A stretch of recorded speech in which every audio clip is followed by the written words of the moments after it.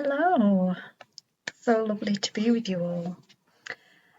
And I've come today to do this video for you all about worrying. And believe me, I am the absolute perfect woman to do this video about worrying because I am an almighty worrier. And so I've had to learn lots about worrying and how to heal it and how to live with it and all kinds of things. And I have quite a lot to say about it anyway, because I find that it's an area within spirituality, energy healing, self-development, where people can get a bit gaslighty by accident. They of course don't mean it. They just want people not to suffer, so they don't want people to worry, because worrying means you're suffering. But it can result in toxic positivity, bypassing, and things like that. And so I prefer to teach something a bit more loving and kind towards yourself. And it's not that what other people are teaching about ignore the negative thoughts, focus on the positive. Why waste your energy worrying when you could be putting positive energy into what you want instead? It's not that those teachings are wrong per se. It's just they could be softened a bit, and they can lead to bypassing, and they can be gaslighty dependent on the circumstances. And this is the problem with any teaching. Without the context, so you see a quote on the internet, for example, you don't have the full context of in what way it was taught.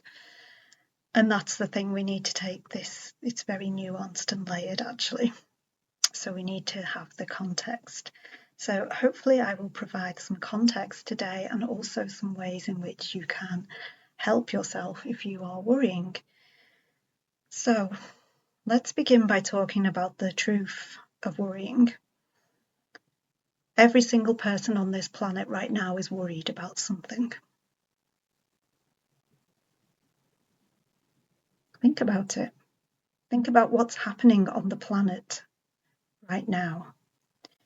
So you've got people worrying about climate change, cost of living. You've got parents worrying about the manosphere. Are their children watching it? Are their children victims of it? You've got changes in education, you've got cuts to benefits, you've got immigration issues, you've got war, genocide, racism, transphobia. In fact, just about every phobia you can have, we've got. So let's be honest, living on the planet right now is hard, and everybody has something that is hurting them and that they're worrying about. And if somebody turns around to me and says, I'm not worried about anything, unless they're a genuinely enlightened master, I'm going to be questioning if they're dissociated from themselves and their body right now, because there is such a lot to be worried about and concerned about. So I wanted to begin by saying that, so that we know that we're all in a group together worrying. We're all one big global community that is worried. There's everything, all kinds happening on the planet. I can't even list it all. There's so much going on right now.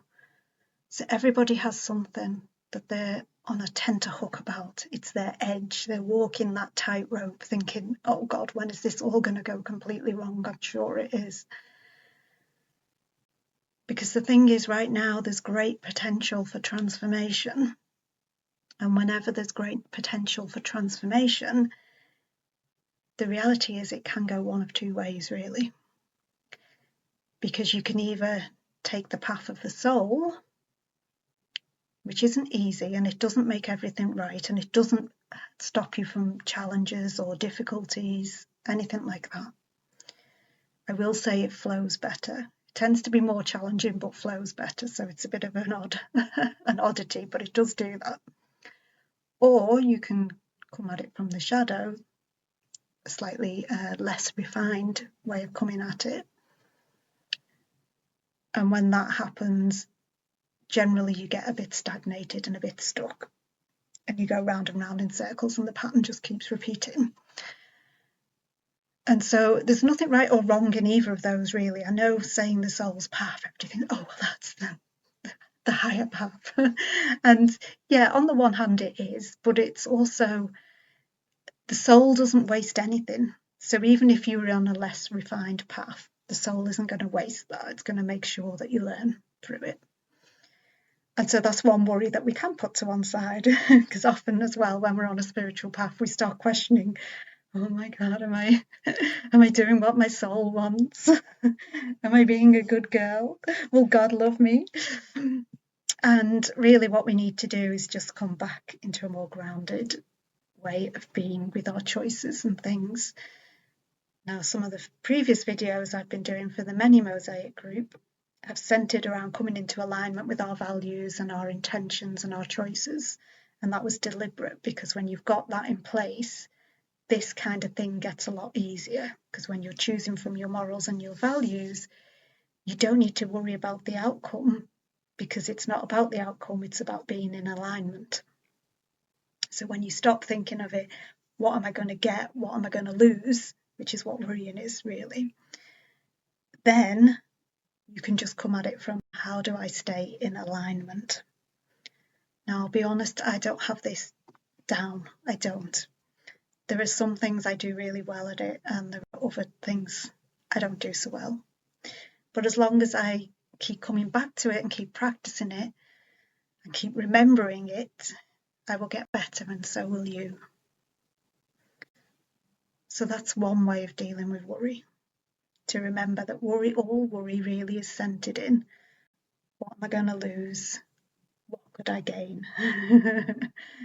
It's that kind of push-pull of that creates the friction that then gives us worry. And so if we can stay in alignment through knowing our values and choosing from them, then we're less likely to worry about things. Again, I really want to reiterate, it doesn't mean everything will be easy, it doesn't mean you don't get challenges.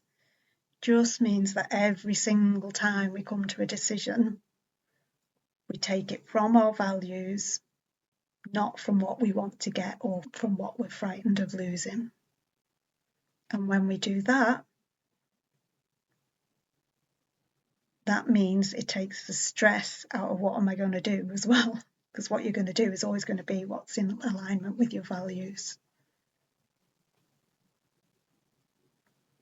But there's more than one type of worry, just to make it more complicated, because hey, why not?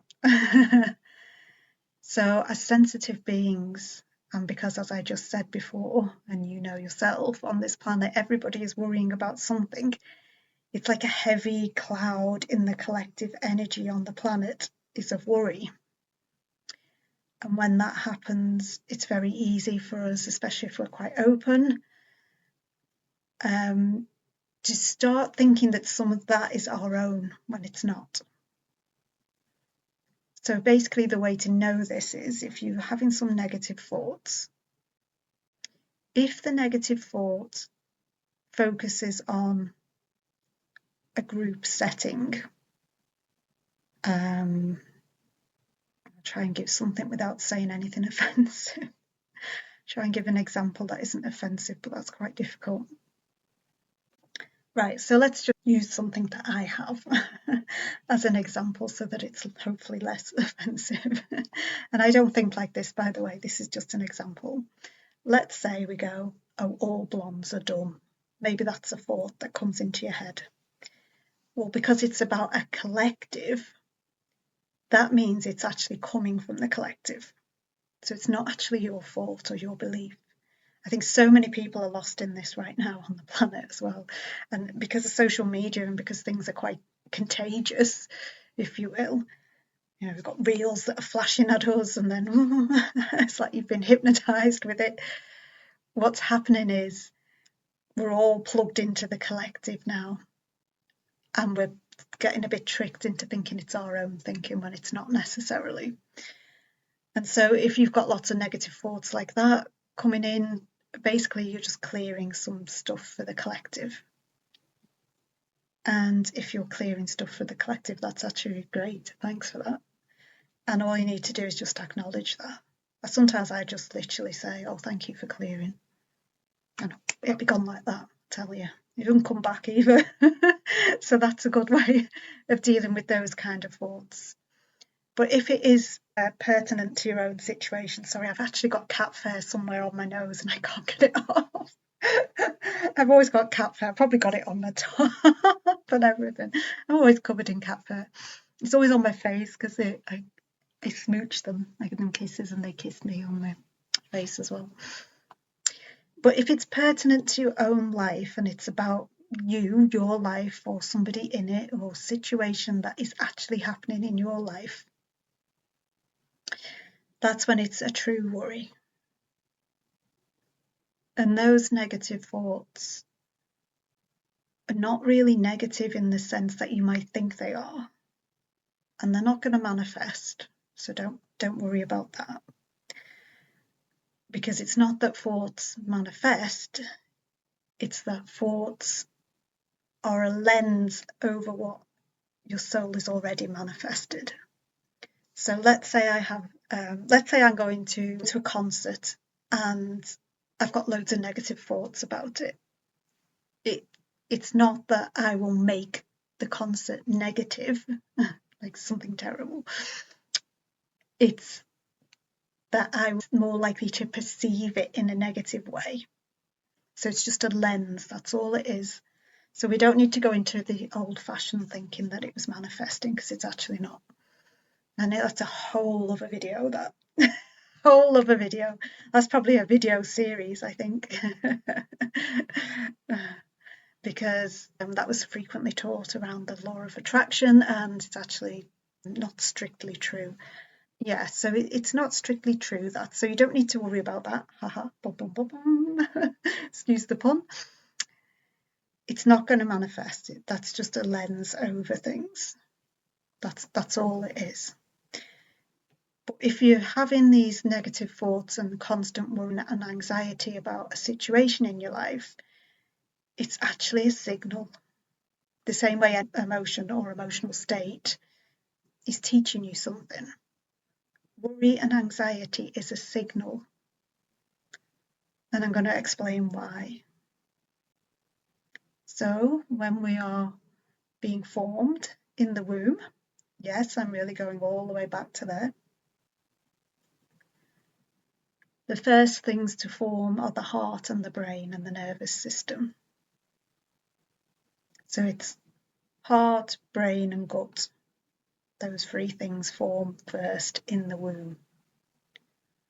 And that's very telling, because what that's letting us know is those are three key parts of us that are a part of the inner child within us.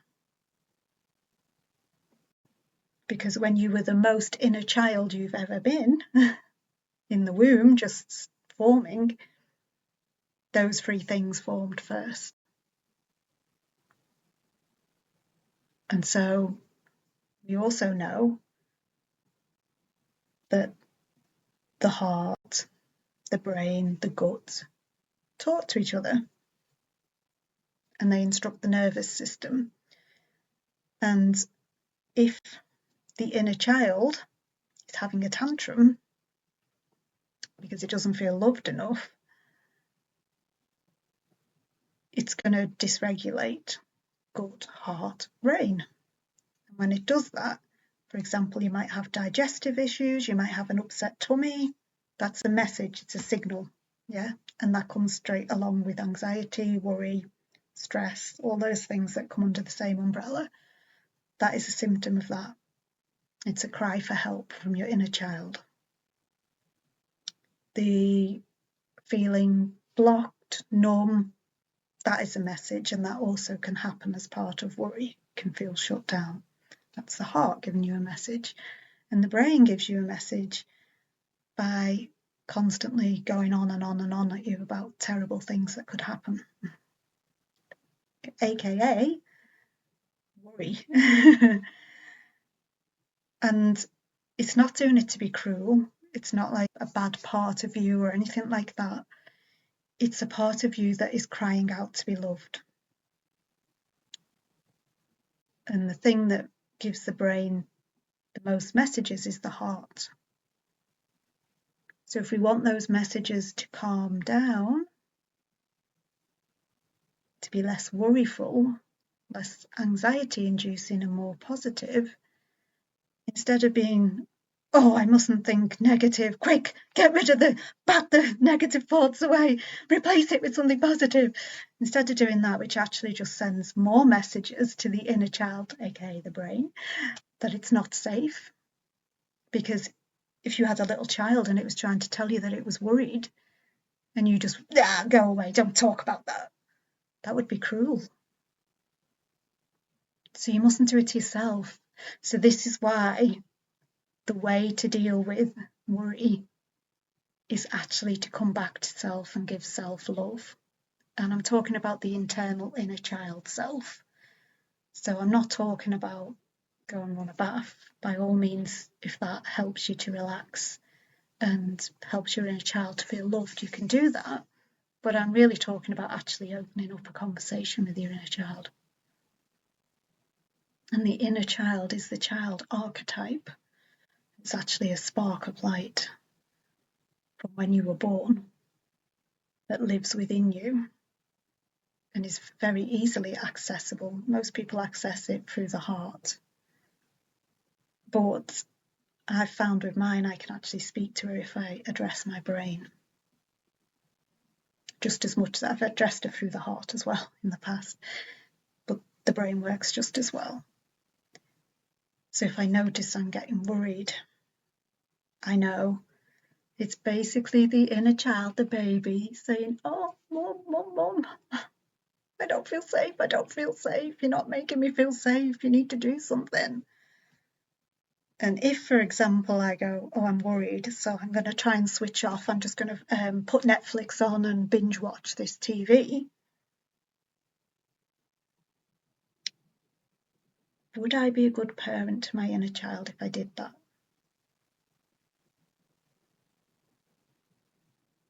I'm worried, so I'm just going to go and do something else.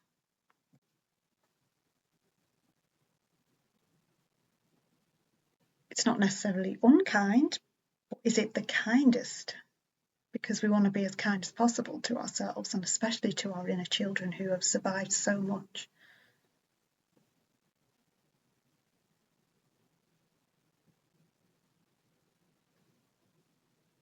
And so when the inner child sends up the flare, which is the negative thinking and the worrying, we don't heal it by ignoring it. We don't heal it by shopping or, I don't know, working longer hours so that we don't listen to it. The way that we calm it down is by actually saying, hello, little one, I noticed that you're feeling really scared. Thank you for sharing that with me. What else can you tell me about this? What other fears have you got? Should we work through those together? What would you like me to do about them?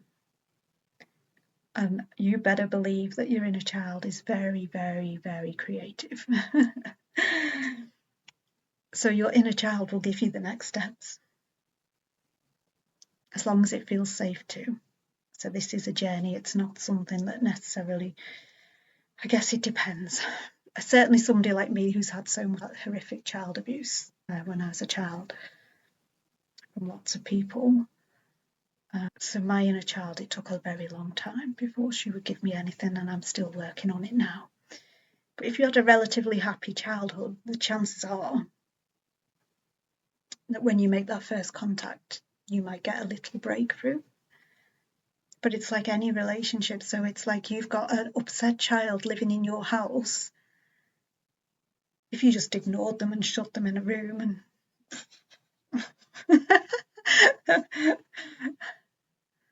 went and got some chocolate to eat or whatever, do you think that relationship would get better, or do you think they might start throwing things around and making things really difficult? And that's all the ego is, really. It's just the dysregulated nervous system. It's just the upset inner child. Hasn't managed to get the message to the parent yet.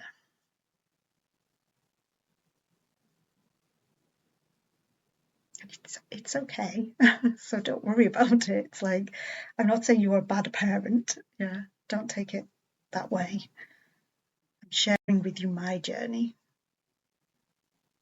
Because let me tell you, I was a fucking awful parent. Terrible. Everything you could think of and conceive to do to ignore your worry and your anxiety and your stress and to switch it off. You know, I've done it. Smoking, drinking, drugs, starving myself, freeze mode. Been in a really severe freeze mode where I became non-verbal for a few years. That's another way that because that was like, my inner child was like, I have had enough. I ain't speaking to you and you're not speaking either. And she shut, shut everything down. And so that's how I know that it's your inner child, and that it's just, we just have to love them. So when you get a negative thought or a worry coming up, a little something that I do is I just picture it. You don't have to visualize. This is like a felt sense, so it can just be an intention even, or just taking your focus to it. So instead of batting it away, I bring it in. Because if you bat it away, it just goes back into darkness. If it goes back into darkness, you're growing the dark instead of cultivating the light. So to cultivate the light, we cultivate it with our light, which is love, kindness, compassion, openness. And so you get it like a baby and bring it in and say, oh, you belong here with me. Welcome.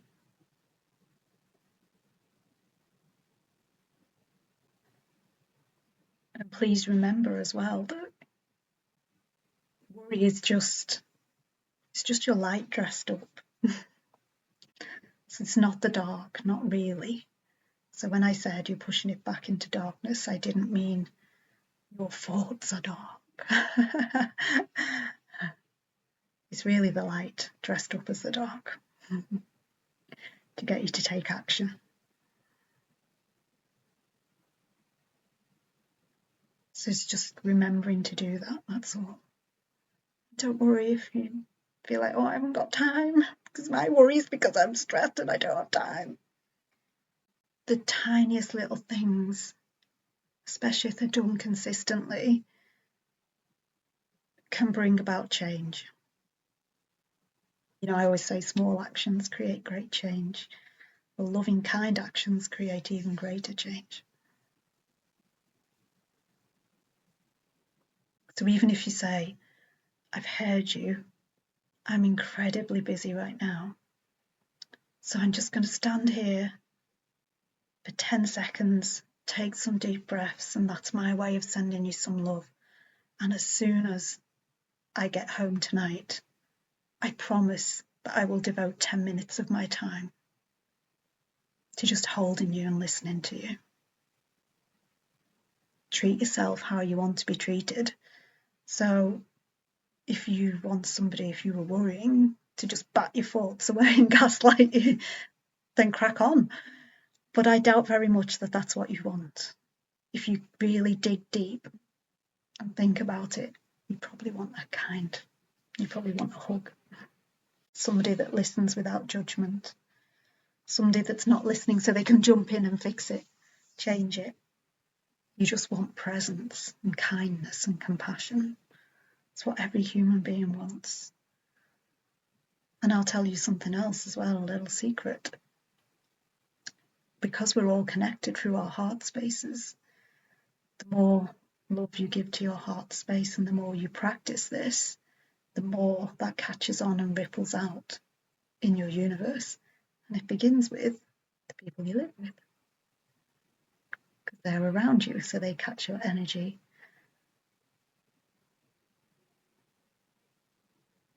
So it's a great practice.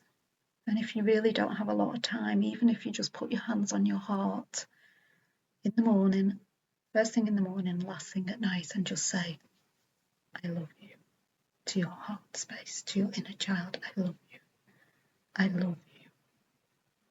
I love you. I love you. I'm here with you. Whatever happens, we will go through it together, and I promise I will do my best to support you. And if this is the first time you're doing it, you can even say, I'm sorry. That's what I did. First time I ever contacted my inner child, I said, I'm sorry. I don't know what I'm doing, and I'm terrified. I don't know what to say to you. I don't know how to deal with you. I've never seen anybody take good care of a child. And because we never experienced it, I don't know what to do. And the thought of having to terrifies me. I told her I'm just going to keep trying. And I'm still in that process of trying.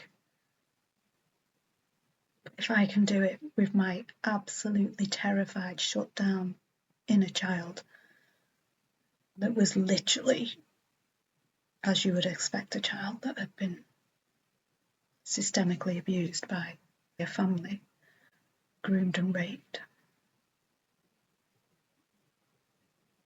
If I can do it with mine, you can do it with yours. We can all do it. And the beauty of it is we're doing it together, because loads of people are doing this now. So that is how to train the brain when it comes to worry. Yes, it takes a little bit more time, it takes a bit more practice, it's a bit more intimate, it's not a quick fix. And in the times when even that just isn't enough because something really awful is happening or is about to happen, or the floor is about to give way from your world, which just happens to all of us. We all experience that at some time or another. And all our practices go at that point. It's very hard to keep coming back to them. When that happens, we just give ourselves permission to worry. It's okay. It's not harming anyone. It's okay to worry. It's okay.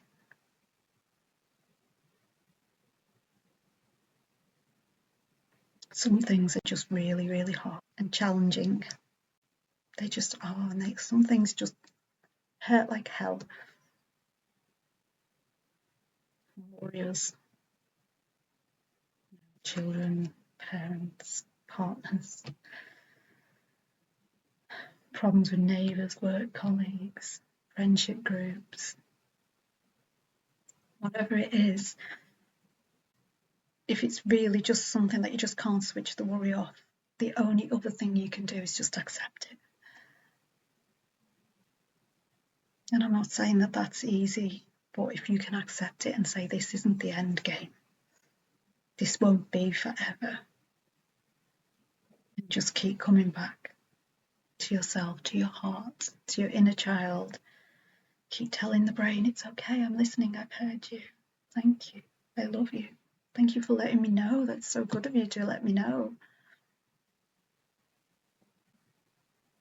And I'm going to do something about it. I'm going to love you more because I've heard. I received that message that you want more love. And I'm here for you. I love you so much that I will love you more.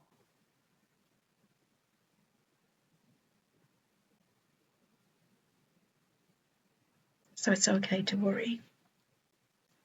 But it's good to just make contact with the part of us that's giving us the worry. And to let that part know that it's loved, no matter what.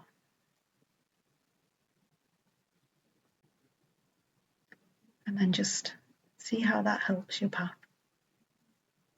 Okay. So I just want to say thank you so much for watching the video. Getting this far. I talked more than I thought I was going to talk. I thought I was going to do a quick video, so I apologise for it taking longer, but thank you so much for watching to here. And honestly, if you're worrying, please know you're not alone. Everyone's worrying about something at this point in time they are. It doesn't make you lesser. I'd rather say it makes you more because you're tuned in. And that's a good thing. And just take it one step further and a step at a time. Okay, I love you. Thank you so much for being here. Thank you for caring so much about yourself that you are willing to do what you need to do to support yourself through worry. Okay, thanks for watching. Bye.